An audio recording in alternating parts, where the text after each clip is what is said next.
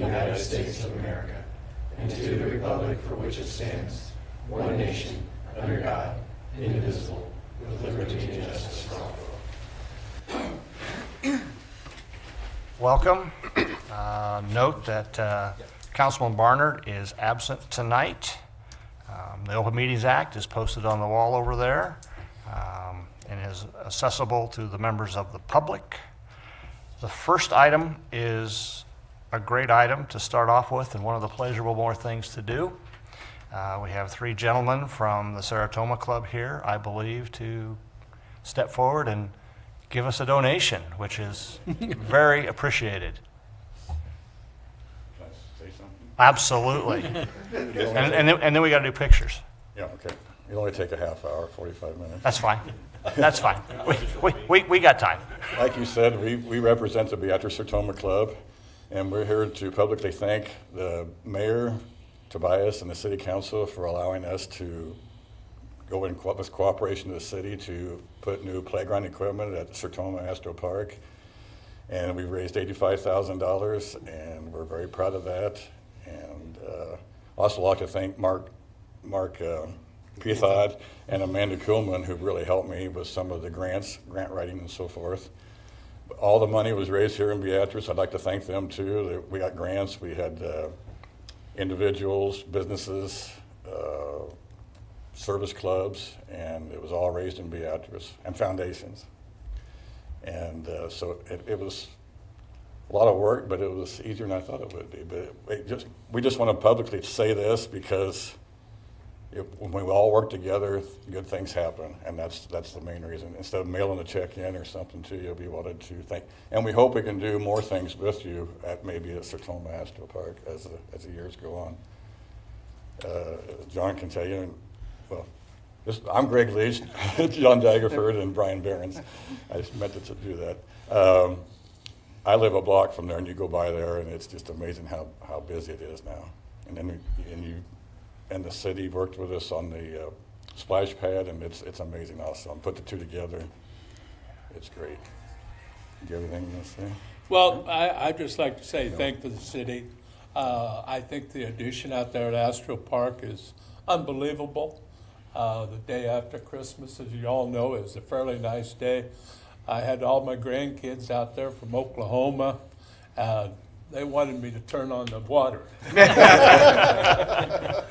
But no, we ran into some other folks there, had their grandkids there from Kansas City and a couple from Iowa, and they all really, really elaborated on how nice the park was and the playground equipment, especially for the part of it that was kind of emphasized for the little toddlers. Because I got two grandsons that are about that tall, and they loved it.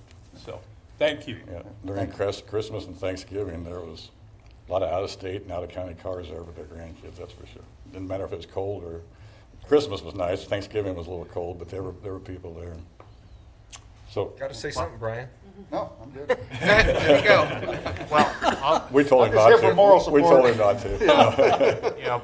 before we get to the check presentation, I think on behalf of the council and myself, thank you very much, and the city.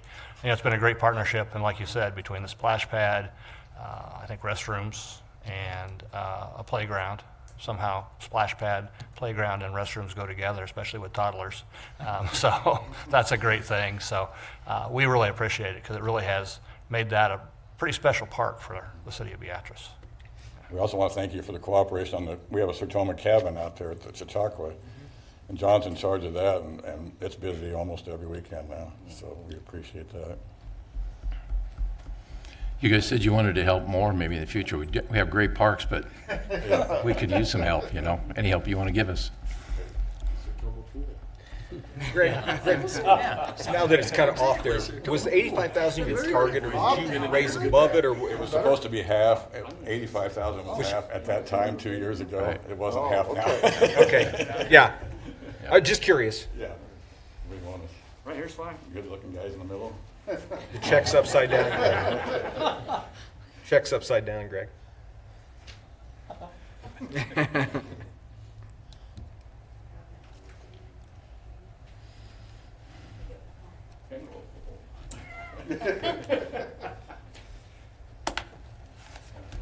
Thank you. Thank you, gentlemen. Thank you. You betcha.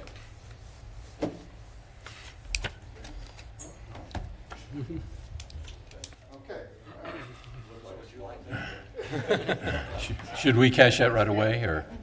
Should we cash that right away? Yeah. Yeah. Okay.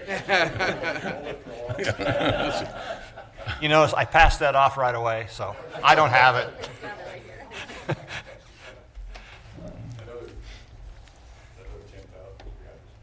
Yep.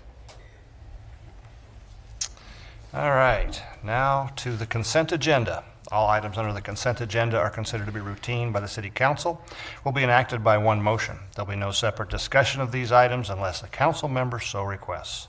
Item A, approve agenda as submitted. Item B, receive and place on file all notices pertaining to this meeting. Item C, receive and place on file all materials having any bearing on this meeting. Item D, approval of the minutes of the regular meeting on January 19th, 2026, as on file with the City Clerk's office. Item E, approval of the Treasurer Report of Claims in the amount of $113,970.42. Item F, approval of Boswell Report of Claims in the amount of $28,753.05. Item G, approval of BPW Report of Claims in the amount of $1,474,214.24. Item H, approval of pay request number 4 in the amount of $147,785.83, and pay request number 5 in the amount of $147,729.60 to Building Crafts Incorporated for the WPC Grit Improvements Project as recommended by the Board of Public Works. Item I, resolution number 7717, executing a letter agreement amendment number 2 and any and all other documents necessary between the city and Olson Incorporated to update the labor rate schedule to 2026 rates as recommended by the Board of Public Works. Item J, resolution number 7718, executing the letter agreement for professional services with Olson Incorporated for assisting in submitting the 2025 air emissions inventory report to the Nebraska Department of Water, Energy, and Environment as recommended by the Board of Public Works. Item K, resolution number 7719, entering into a farm lease with Ethan Wright and Steve Wright. Resolution number 7720, entering into a hay lease with Mark Schaaf. Resolution number 7721, executing any and all documents necessary to release and discharge Marjorie A. Itzen regarding the contract for donation of real estate dated November 1st, 2021. Anybody need anything explanated or pulled off? Explanated is not a word, but I just made it up. I had to challenge you at Scrabble at that. Okay, Mr. McLean. I move the items listed on the consent agenda be approved, accepted, and ratified as presented. Second. Your vote, please. And that passes 7-0. There are no public hearings, and I think the first time in my history, there's no resolutions. We'll move on to ordinances. We have one ordinance tonight, an ordinance approving the plat for landmark addition to the city of Beatrice, Gage County. I move that said ordinance be given number 26-4, the title thereof be approved, the rules be suspended, and the said ordinance be read by number only 3 times tonight. Second. And a motion to suspend the rules is not debatable, so your vote, please. That passes 7-0. Ordinance number 26-4 by number only the first time, 26-4 the second, and 26-4 the third and final time. I move that ordinance number 26-4 be passed and approved. Second. As we talked about at the last meeting, this would be the landmark addition out in the industrial park. It would be on the Schwarzkopf ground, which is the ground that we purchased about 3 years ago now, which is to the west of Precise Fab, Intuit Metal, Zephyr Towers, that area of the industrial park. It's 24.01 acres. We already have a contract with Landmark Snacks to sell them this piece of ground. Once the plat gets done, gets approved, we still have a little bit of time before statutorily we can transfer the property off to Landmark, but hopefully that'll be done here by the end of this month so they can start construction on their new building out there. Anybody have any questions or clarifications needed? All right, your vote, please. And that passes 7-0. Move on to public forum. Purpose of public forum is for the presentation of an item by the general public to the city council for consideration at a later date. No discussion or action will be taken by the city council anytime. Don't see anybody here for the public forum. So we'll move on to discussions and reports. The first item we have is the Aquatic Park Study. Welcome.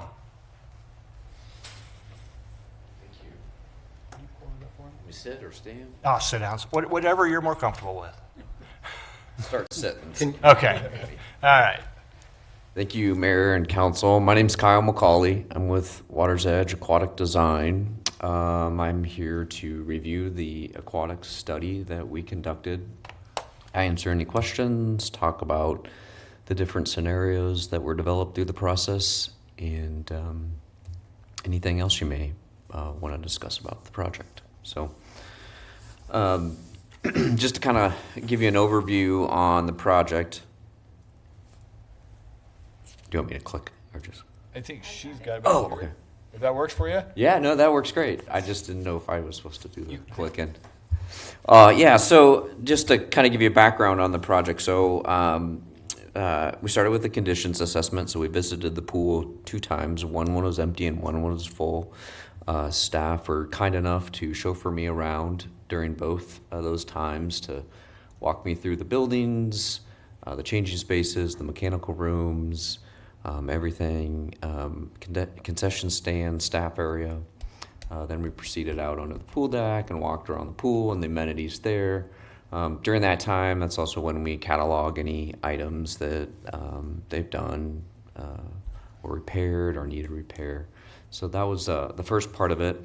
Then the next part was starting to look at the trends in aquatics, and we used that to kind of build on potential scenarios moving forward. There's a public engagement portion of the project. So that was twofold. That was an online survey, and we'll go through some of the results here.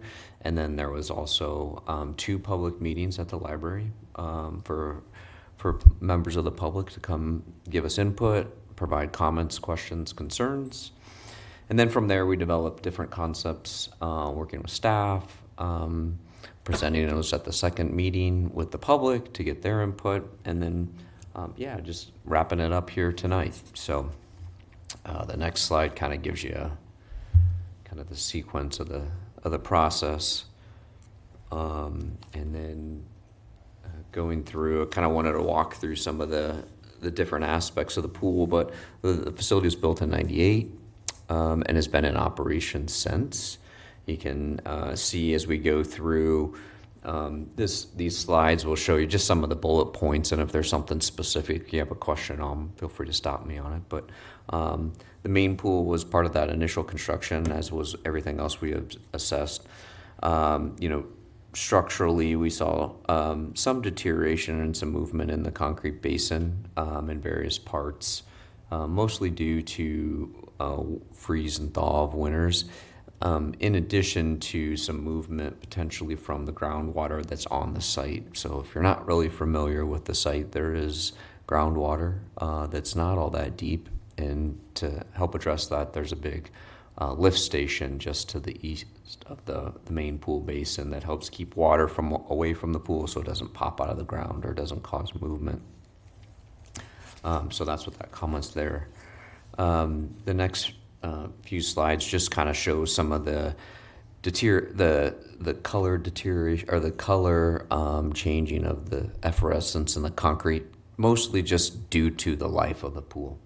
It's just given that the pool is almost 30 years old by now, and it's just what we see. I will say that staff has done, your maintenance staff has done a great job staying on top of things. We don't see significant signs of things that have been neglected or deferred. Does appear that staff has stayed on top of things and addressed it in a timely manner. It's just things that we observed are things that we would anticipate seeing with a facility of this age. The next slide is pictures of the slide. Those slides are the original construction. And you can see quite a bit of, when you go around them, rust in the steel structure. Numerous repairs have been made to the fiberglass and to the fiberglass sections that connect to the structural members below. So this would be an item that would probably need some attention in the pretty near future if the slide and this facility were maintained as in its current condition. That'd be something we would recommend to address here pretty soon. So what you'd really say that the slide has probably reached its life expectancy? It's getting close. Okay. It's I wouldn't necessarily say borrowed time, but we're getting pretty close to that. And happy, I actually have a flash drive with all the photos we took. I'm happy to leave it, but and I should have probably had that one on there. But I think where the areas, there's one on the purple slide in the midsection that have had to be like refiberglassed with a local group that did a good job. But probably not their area of expertise is water slide repair, but they were able to get it back in service. And then on the bottom of that purple slide, right before the rider goes into the pool, there's been some pretty, you can tell the movement that's happened over the years of this slide, and it's just started to be a major wear point. The wading pool, again, another item that was part of that initial construction. One of the couple things, there's been some movement in settling around that basin itself. The trees around it are great, but they also make life a little bit more challenging for staff as they deal with the leaves and the things that drop out of the trees. In the next slide, you can see the pump pit, and that pit is just adjacent the basin itself. And that's where the pumps are for circulating the water and for the features in there. Seems like it's in a decent condition, but again, another item that you can tell water, years of rain, snow have started to rust and corrode some of the panels and some of the metal structures in there. The next section is the mechanical room. Again, original to the construction.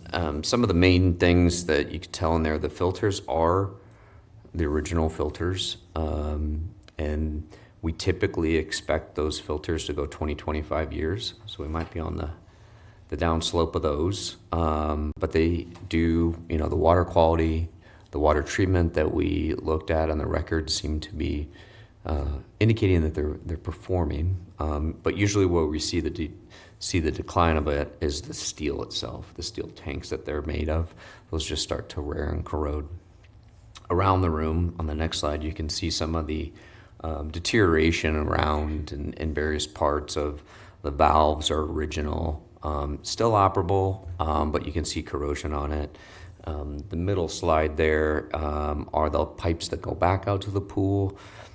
You can see, and those are below ground, so you can see some infiltration of some groundwater coming back through the structure, the building structure.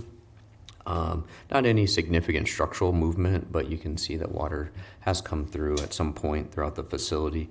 And then the last item is, our last couple items are still in this pool, but you can see where it's just a little closer images of some of the corrosion.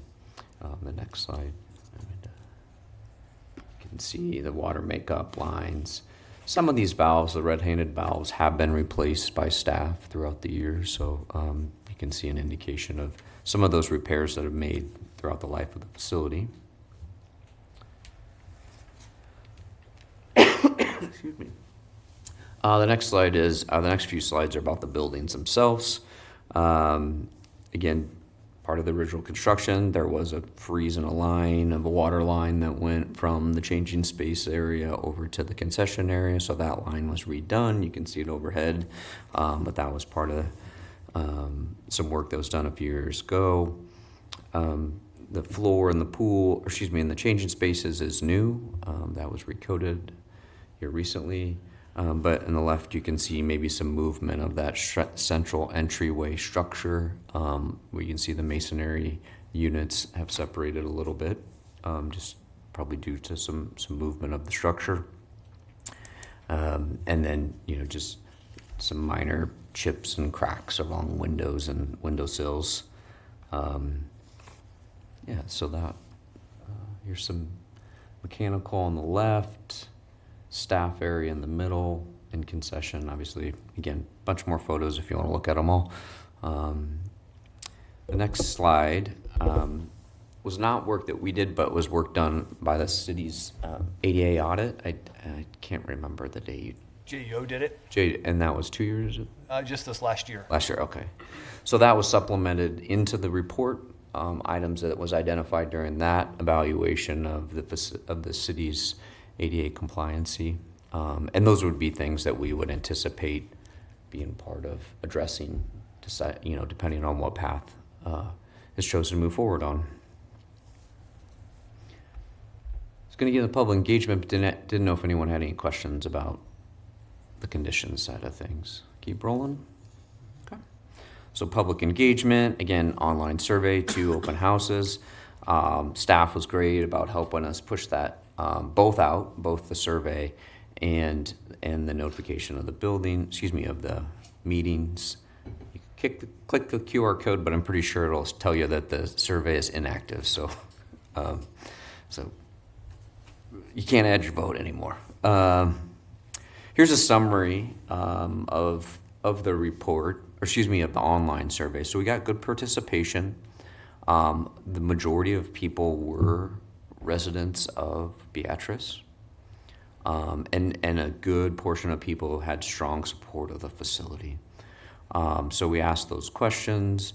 We also asked what was needed in a new facility, and you can kind of see what people identified: lazy river, large water slides, zero depth entry, kids features, and a play structure. So pretty standard stuff that we see from communities in the municipal world. 40% respondents ranked fun features and amenities were very important to them. Probably goes without saying, most people go to the pool for fun, so that's, I guess, encouraging, but supports what we would anticipate. Then we also ask about programs, because we think that's important as you start to look at what the future might look like for your facility. Not only with the things that people want to come play on or come have when they go to the pool, but how they want to use it. So that's why we like to ask that question. So recreation was high, birthday party rentals, swim lessons were high up there. I went on a cold day, so there weren't a lot of kids in swim lessons, but staff says it is a very popular program and fills up pretty quick. Toddler time, water aerobics, those type of things were also highly rated. So the report, and again, I have it on flash drive. You can see all the questions, all the 80 pages of comments if you want to read through those items if you'd like. So from there, the next step was to look at different options. So kind of how we worked with staff to break it down was tier 1 was repair. So all the items that were identified during the conditions assessment, during walkthroughs with staff that said these were challenges, those were identified in this first tier. And then the second tier was address those items and look at upgrades. And then the third option was look at a complete replacement of the facility. And I'll get into a little bit more nuance of that one, but this is a summary of all those items that were identified as needing to repair. So those new water slides, corrosion of the filter tanks, those type of things, broken lines, concrete settlement, those things that we found in the pool, the mechanical space, changing areas, and then the surrounding area. I realize I left a 0 out, but our engineer's estimate for that work was $1.5 million to $2 million, kind of depending on when this work would be done, if it was done at the same time, or if parts and pieces were done independently. That would have a bearing on the end cost of these items. But this first sheet here that you see on the screen, those were the things with the main pool and the wading pool. And the next slide is an itemization of the buildings. So the first slide was the things below ground. Second slide will tell you the things that we found for the structures going vertical. Can you at all try to guess for us what kind of life that would add to it? Sure. So our goal with any of these is to continue to maintain the facility for decades. So we would try to look for solutions, and they're going to be different for each item, but a long-term replacement. So the goal of this would be a 20 to 30 year life after this. Right, thanks. Occasionally we've got into a project here and there that they're like, you just got to get us 5 years down the road. And that's kind of a different strategy to solve some of these issues. But we looked at this as a long-term. Sounds like they've done a good job of maintaining what we have. Oh, for yeah. A long time. Yeah, your staff has done a very good job, stays on it. So the photos may look a little, but they are what I would expect for a facility of this age, just wear and tear. So then we get into the options that would change the facility makeup a little bit. So tier 2 would be we address all those things that we had in tier 1. So those items with the buildings and piping and whatnot. But then we try to look at upgrades. So kind of one of the main things was that we heard is that the wading pool, and this was from staff and from the survey, the wading pool is tucked away to the side. If you're a parent that has a child that wants to be in both places, it's tough to see both places. While they're close, they're separated. And staff said that makes it a little hard. It also means that one guard is dedicated to that space while we have, this pool available over there. So the idea was, let's see if we can find a way to address that. So you can see up here that the thought was to not have a wading pool and do a spray pad where the sand volleyball courts are now, so to the east of the pool, up on that kind of a little bit higher of a tier. And that area, because it's no standing water, could likely just be parents and children. It wouldn't necessarily need to be staffed, so we would kind of hope to optimize staffing. But then at the same time, look at an opportunity to add some amenities to the main body of water. So in that area now, it's a nice, generous, open area, but there's a frog slide, and that's about it. This idea would say, let's see if we can find an amenity in there, like a play structure with a small slide that could add to that enjoyment for little kids, in addition to maybe adding some shade in that shallow water. So a parent or some kids, some little people could sit under shade in that main body of water. So try to activate that area for little guys a little bit more than it is now with those amenities. And then in the deep end, that stays, diving boards stay.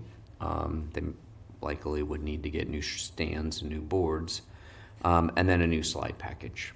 So this idea would be a new slide package.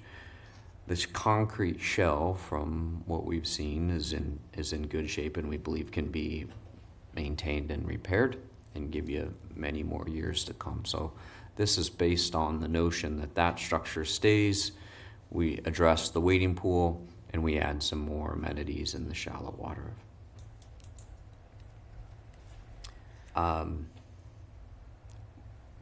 We didn't get too far in, but I would want to make sure we would mention, and we did factor this into the estimate, but staff had said that there's the staff space.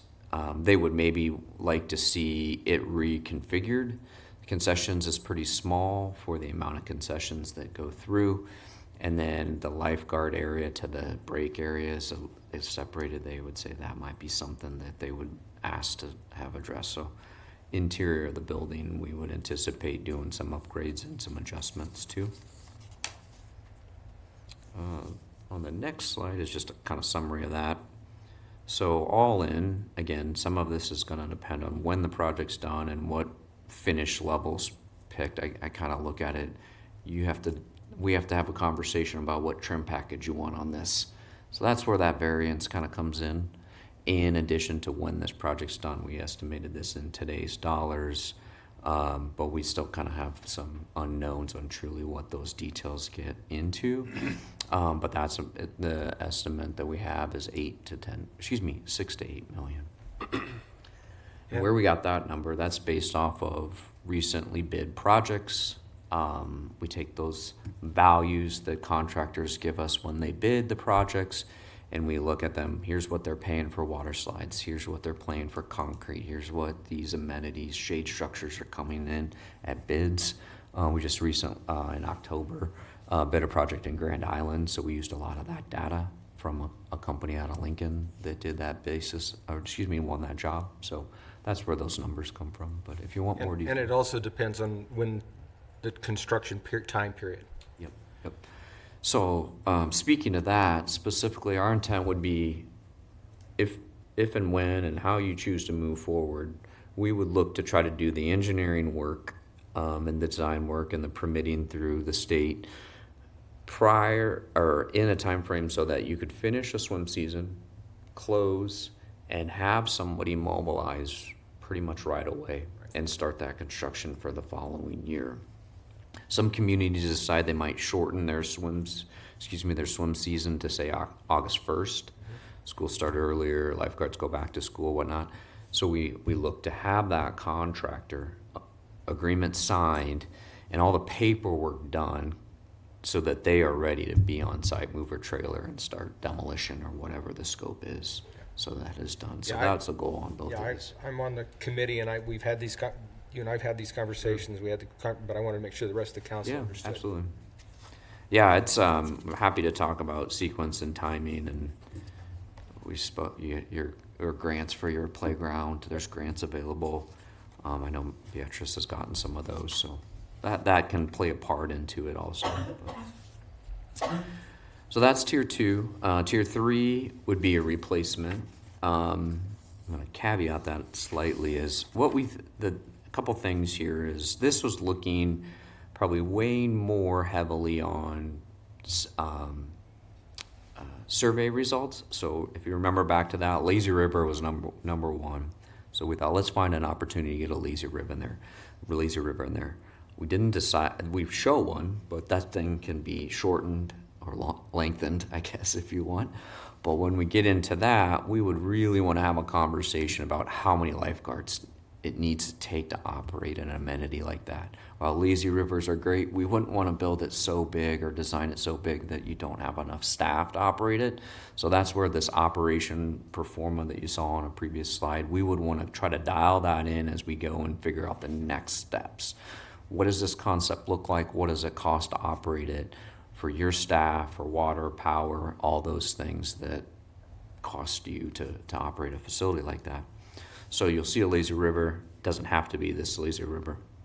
But the idea was to look at the site and try to address a couple of things. One, the groundwater. So we wanted to look at that opportunity to get that deeper part of our water up and out of that area and move it to the east. We feel that you've got a good asset with the parking lot and the building and with that stormwater basin in front, channel in front. We didn't want to feel like we'd want to move too far away from that because that's another bridge, that's another access point. So we felt like let's look at trying to keep the building in the place that it is, the mechanical place, the place that it is, so we have that access road to deliver chemicals and service, not through the main corridor. But look at then bringing the facility more up the hill to the east.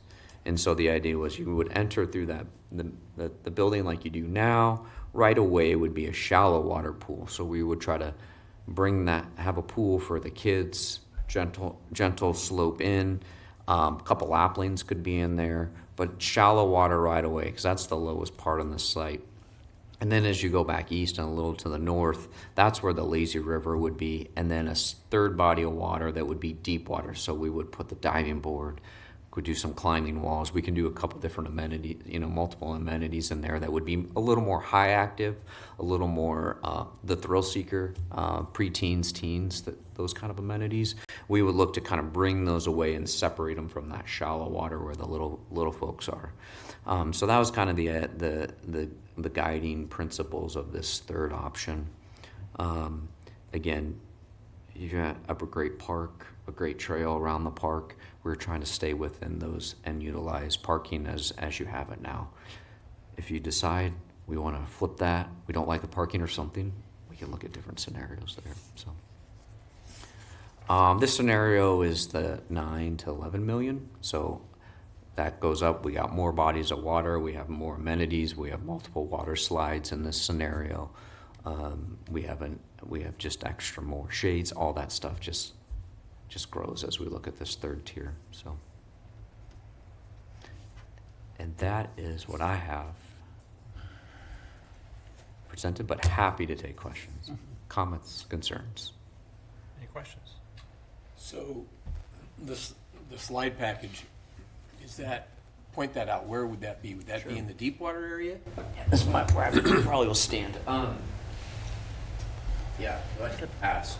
So this would be a shallow body of water, so 0 to about 4 foot. We thought maybe you'd want to keep a couple exercise lanes. We heard that a lot of people go to the Y to do swim team events and that. We thought, well, maybe still would want some lap lanes outdoors for people to swim laps. So that's kind of the two main things that we had in this. This is the deeper body of water, so this would go on where the sand volleyball courts are now, up the hill a little bit. So you would have shallow water come in. We could do some water volleyball, basketball, and then it would just continue to slope deeper to potentially a climbing wall or a diving structure, springboards, platforms, something like that. The depth would be about 11 feet, depending on what we put in there, but that's kind of the intent.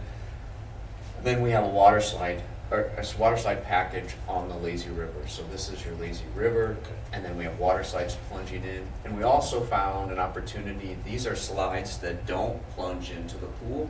They have what we call deck runout. So if you imagine a long bathtub, communities will look at that because it doesn't isolate or take up a plunge area of the pool. And so we found it wouldn't have to go in. We could kind of we could do all 4 slides, or we could do the 2 into the lazy river, or we could not have them in the lazy river and we could do this other amenity. So we're just trying to give some flexibility, or they could be added down the road, a future amenity.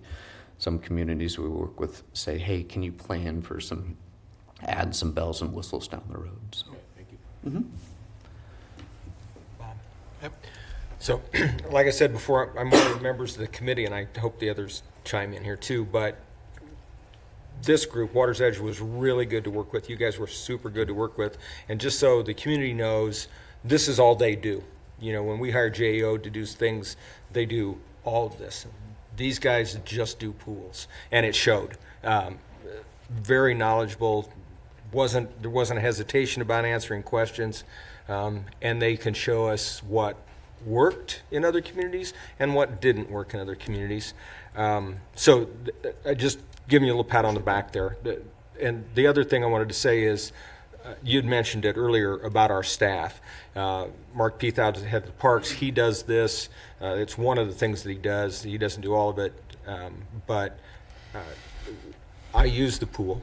And I remember when we first formed this, and I had this conversation with Tobias, I said, you know, it's in really pretty good shape, the bathhouse and stuff. And he says, we just redid it.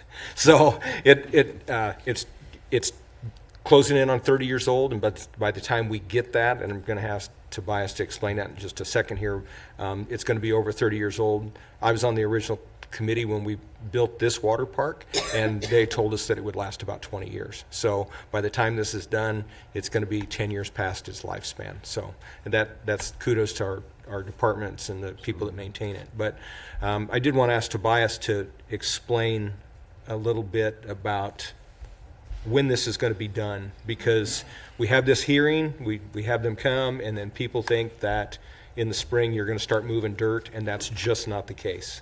No, unfortunately, it's not the case. I think you saw all those price tags there. Yeah. All of them require some funding sources that we need to work on.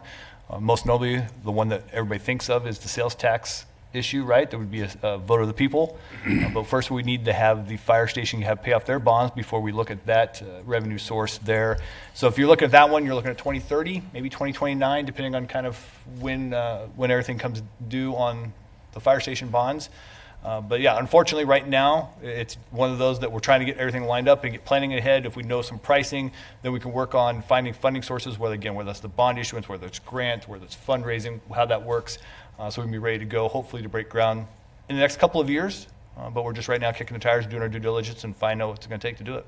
Yeah, thank you. I just had one question. I was on the committee with these guys, with Ted, and it's kind of interesting to go through this process. I was just curious, is it possible to keep the old pool going while you start construction on the new part so we don't have a season without a pool? Sure. Yeah, it is. We kind of have to be careful on how we go about it and where things go. One thing that we kind of have to do is all the mechanical equipment are in that new or the existing space, right? So it's got to be maintained while the pool is in operation. So it's tough to get in there and add a new set of filters or add some more pumps. That doesn't mean it can't go live somewhere else. We just kind of have to understand that if that happens, they could be in two separate locations. But it happens. I mentioned that Grand Island project that they're turning dirt now, but really is not scheduled to be completed until 2027. So right now they're doing a splash pad, actually, and they're adding miniature golf. That stuff is going to be done.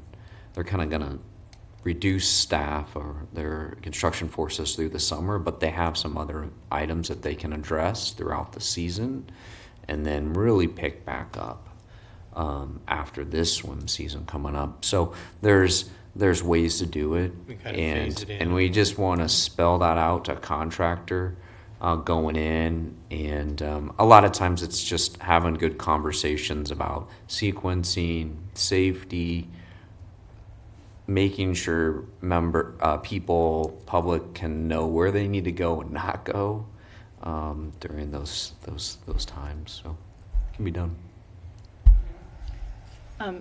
In your work, are you seeing more of this type of facility with the lazy river and some of those amenities rather than something smaller and not as many? Good question. Kind of give me a sec to think through that. You had mentioned, I probably could have started this. So our firm, Water's Edge, has been around for 25 years. Truly all we do is swimming pools. 80% of our work is municipal work. But what I would say is we try to really focus on finding the right size for each community. So this is more towards the larger size of pools, probably throughout the state. But for Beatrice's population, it doesn't seem too large from, if we benchmarked other facilities in other communities. I think it's getting in line. But what we are seeing is when your existing pool was built, it was kind of like, let's do the beach entry. And that was, I wouldn't say that's only creativity that we had back then, but that was kind of the thing, right? Because we came from a rectangle, and we were 3 feet to 12 feet with a board and a wading pool over there. And so this was kind of the next evolution. Let's bring it all into one body of water, closer together, and we're going to have the big entry. Now what we're seeing are amenities like that, but in addition to that, people want shade.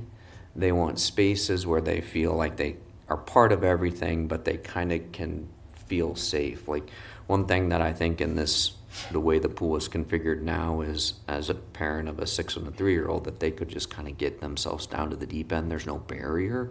So we try to incorporate those more where it's still a single body of water, but can we put an amenity that or ropes or something to kind of, not corral them, but give them a place to know where to be. So those are kind of more the things we see is let's find the spaces. Spray pads, whether they're in the pool or in a park, are extremely popular. It can introduce water to little kids at a much easier than this big, large pool, and maybe that is a little intimidating to them. So spray pads, water slides are always popular. The rivers are popular. But I do think that there needs to be a balance in what is appropriate from a staffing standpoint.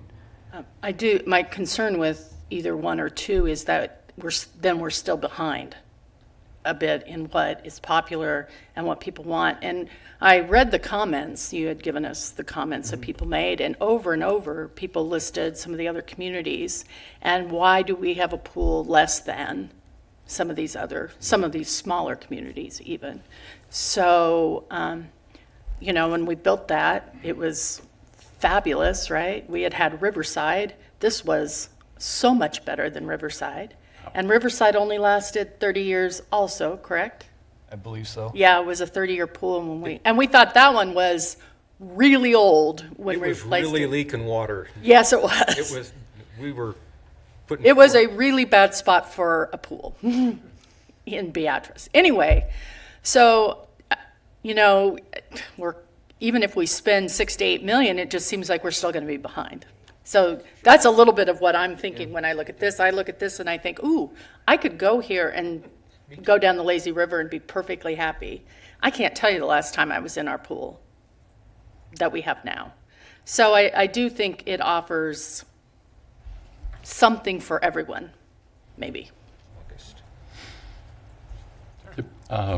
Just a couple of thoughts.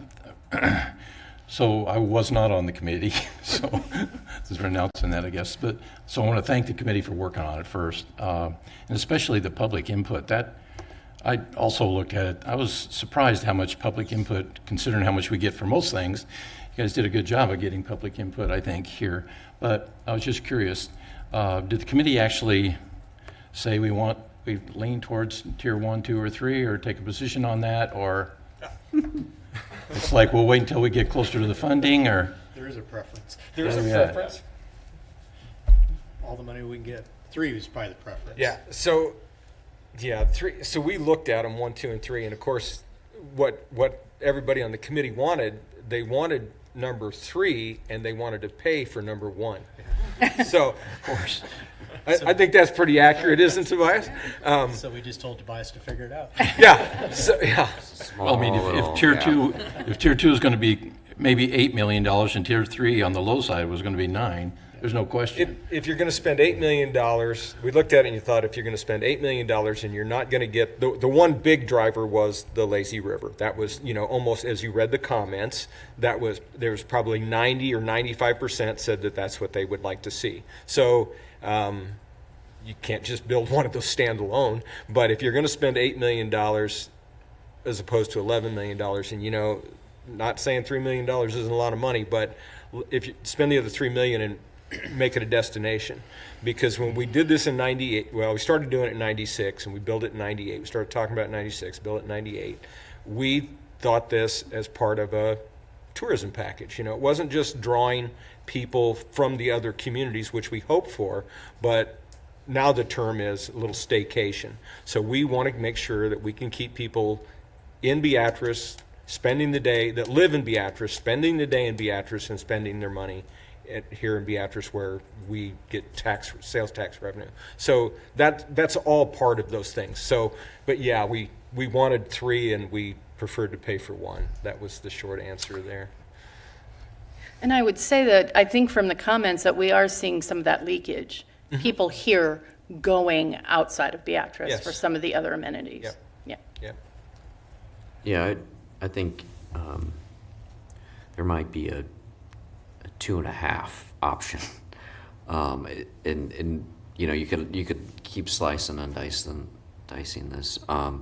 You know, like maybe the diving board stays in the main body of water, right, and we just add a lazy river. You know, and that's kind of in between 2 and 3. You know, the idea of 3 was kind of like let's try to get the deeper portion of the pool up and out of the groundwater.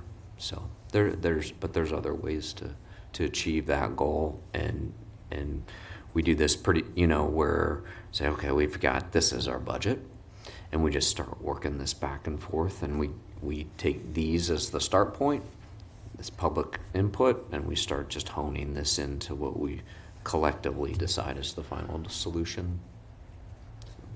Yeah, the long and, as Tobias explained it, the long and the short of this is you can't start in 2029 and have this thing built in 30. This is a multi-year process and a multi-year planning process, funding process, all of that. So that's why we're doing it. That's why we started this now, and plan ahead. That's the whole deal. And these numbers right here, I presume, are today's numbers, Yep. right? Okay. That's, So they're going to go down over the next 4 or 5 years, right? uh-huh. Yep. We can figure out what this inflation does. We'll have. And But- and again, I really, and like Terry said, I'm thrilled with the public input. We had a lot of public input, not just online, but that showed up to open house, and we don't always get that. So yeah. Yeah, if you ever, 6 months from now, we'd happy to look at these again and update them. Just want to try to make sure the most information whenever we want to.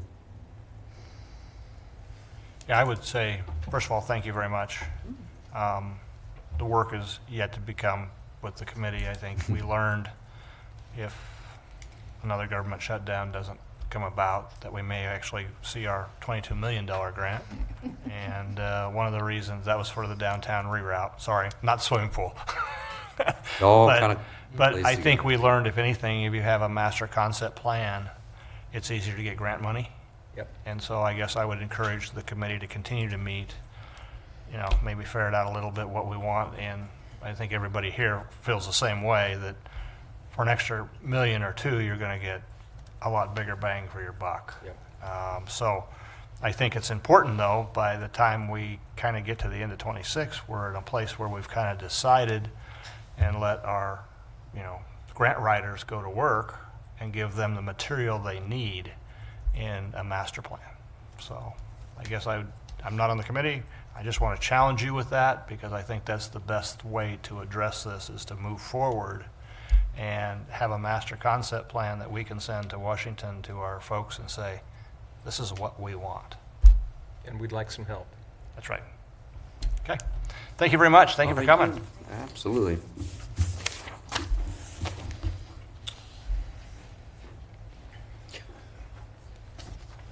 Okay, the last item on the agenda is kind of a review, or we've kind of gone through the review. But I would say that from a public standpoint, I think the first I would like to tell you is that we did take the time to evaluate our city administrator. It's one of those things that, probably coming from the college and the world of evaluations, I felt that the council should evaluate Tobias.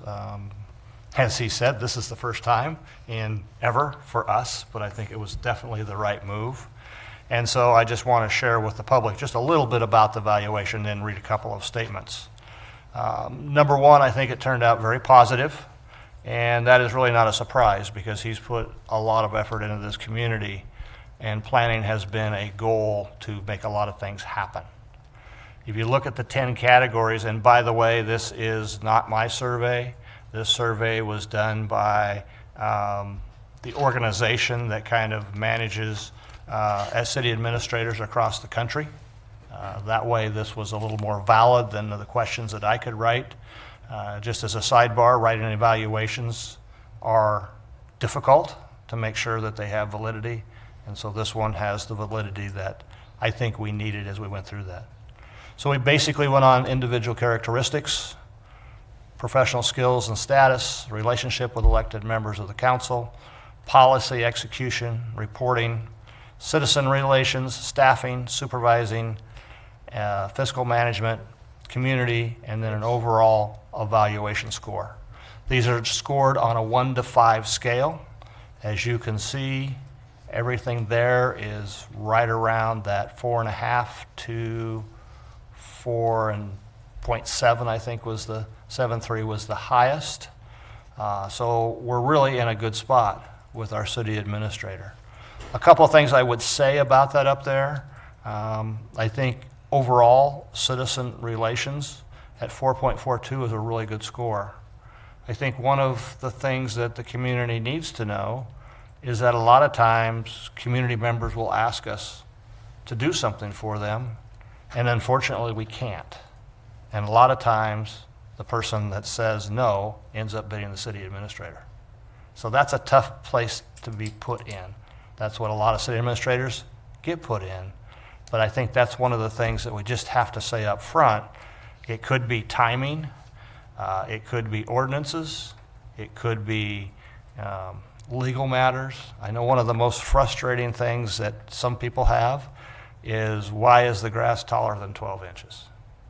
Well, by the time you try to notify the person, and by the time you post a sign, and by the time you can mow, it takes forever. And those are just one of the facts that I just throw out there, because it is one of the major community development complaints that we do see. So overall, I don't see any glaring omissions or errors. I think definitely would agree that fiscal management has been a mainstay for his tenure as city administrator. But I think also, if you look at it, we went through everything that's accomplished basically in the last 3 years.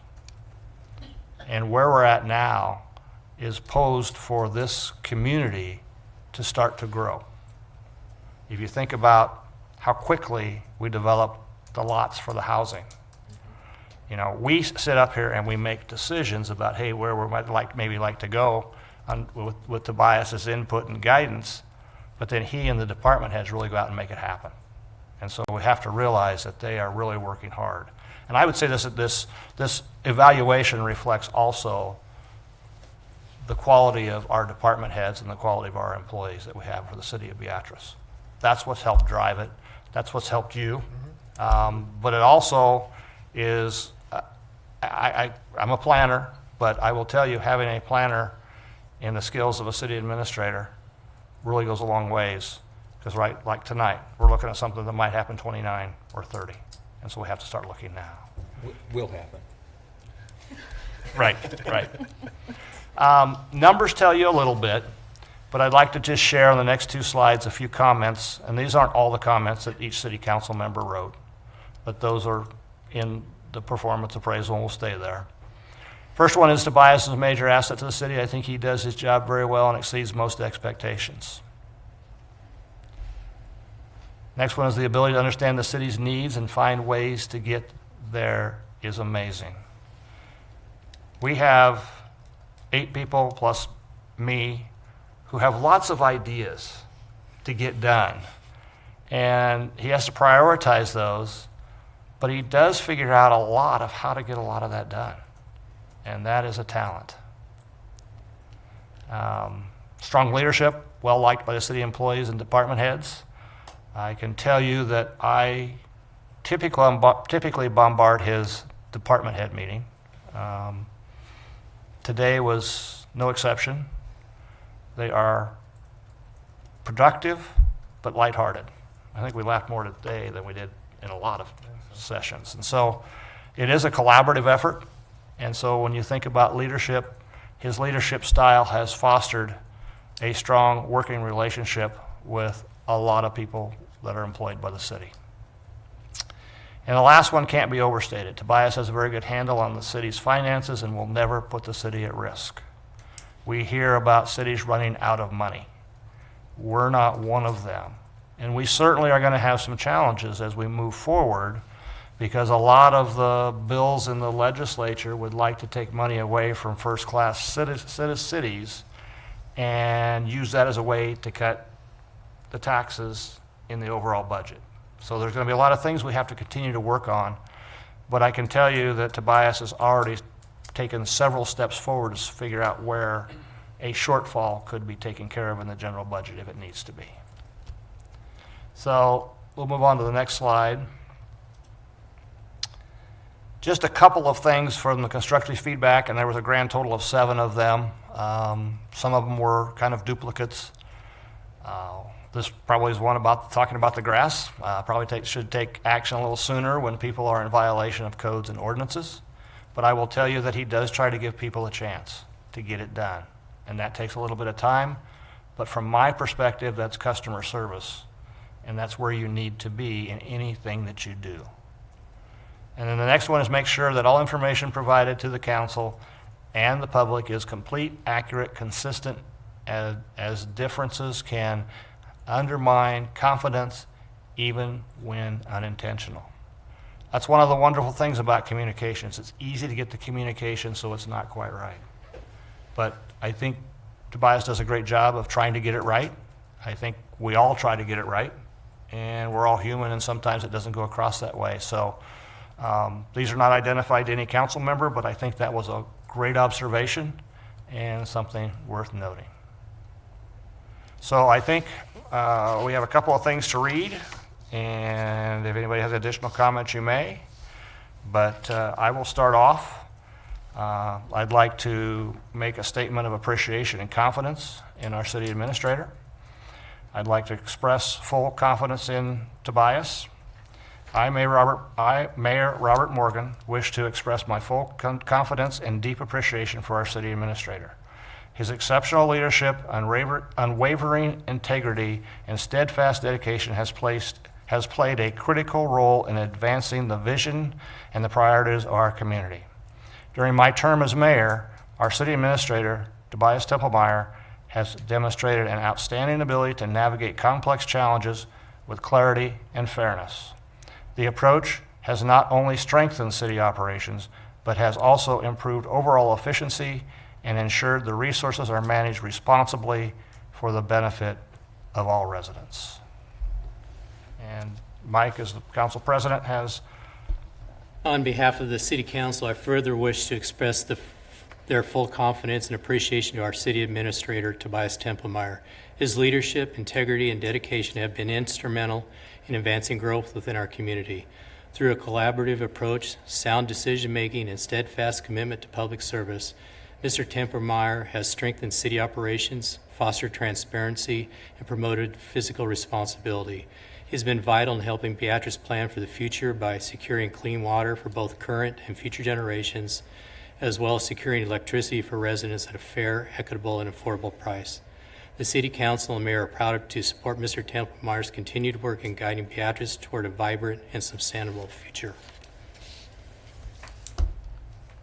And there we have it. So thank you very much for what you do. Did you write those, T? I did not write those, no. I didn't see it beforehand either. No, and Just kidding. he didn't even hear it till tonight. Okay, that's cool. Thank you for doing that, both you guys. Thank you for doing that. Bob? Yeah. I went back and forth trying to decide whether I was going to say anything or not, but I really want to. A couple of things about Tobias. We do not always agree. He and I do not always agree. Shocker. But it's always professional, and he's always understood that nothing's personal, and when we don't agree, and I've actually won some of the arguments, so not all of them, but I've won a few of them. But a few months ago, I was talking to a brand new neighbor of mine, and he said something to me, and I think it's very apt when it comes to when you're talking about Tobias. What my neighbor told me is, he says, I was trying to find a way to get to yes. And so that's a perfect example when you're describing Tobias. In the last 3 years, because we're talking about Bob's tenure, in the last 3 years, when I've had a project that I wanted to see, that like the waterfall, how are we going to get this work? Sit down with Tobias. This is what we've got. This is how much we think we know. How can we get this done? And step by step, we figure it out. We had over the last couple of years, we had improvements to the pickleball courts. How do we get that? Where's the money? We talked about improving additional new courts. How do we get to yes? Where do we find the money for that?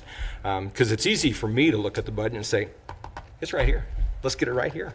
And he explains why it isn't. And he's also explained, we've had conversations about how the budget's recorded and how it's maintained and how we're planning for the future, and he's taken some of my suggestions to that and implemented it, and I can't tell you how much I appreciate that. So the thing that it is, he always figures out a way to get to yes.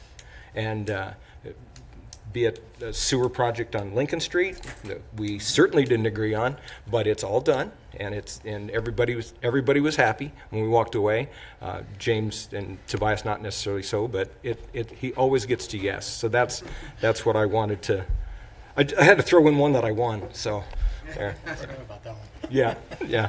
So anyway, thank you. I do appreciate the professionalism of it. So. All right. Our next meeting is, I think, on a Tuesday because of President's Day. So Tuesday the 20th? the 17th, is it? Yep. Right here in these chambers. I would entertain a motion for adjournment. I move the meeting be adjourned at 7:05 PM. Second. That passes 7-0. Thank you very much. You guys have a good evening and enjoy the beautiful weather this weekend.